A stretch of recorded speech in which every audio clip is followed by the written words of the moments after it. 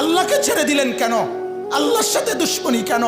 যে ছেলেটা সারাদিন একটা ওয়াক্ত নামাজ পড়ে না, যে বিবি একটা ওয়াক্ত নামাজ পড়ে না, যে মেয়েটা পর্দা করে না, তারে জিজ্ঞাসা করেন না যে মা সবার সাথে সম্পর্ক বজায় রাখো, মালিকের সাথে কেন দুশ্মনী? আল্লাহর লগে কি নারাজি হইলা? আল্লাহর সাথে কি দুশ্মনী? আল্লাহর লগে কেন রাগ করলা? কেন রাগ করলা?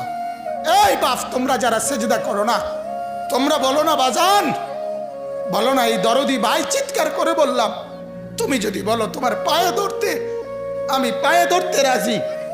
তুমি যদি বলো তোমারে জড়িয়ে ধরে কানতে, আমি কানতে রাজি। তুমি বলো কেন আল্লাহর সাথে রাগ করলা? কেন আল্লাহর সাথে রাগ করলা? কেন আল্লাহর সাথে নারাজ হইলা? কেন সেজদা কপালে জুটলো না? কেন মালিকের সাথে সারাদিনের এত কিছুর বিনিময়ে আল্লাহ তাআলা একটা মিস কল দিলে, 2 সেকেন্ডের একটা মিস কল দিলে বন্ধু তুমি টের পাও তোমার মোবাইলে মিস কল আসছে, এত বড় মসজিদে 6টা মাইকের হরন দিয়া আল্লাহু আকবার বলে তোমারে ডাক দেয়, তোমার একটা বারও কানে লাগে না, বিবেকে লাগে না। তোর মতো শক্ত ডাকাত, তোর মতো পাষাণ বেটা আর কে হইতে পারে? বেটা কথা বলেন না কেন? তুই ডাকাত, কত বড় ডাকাত!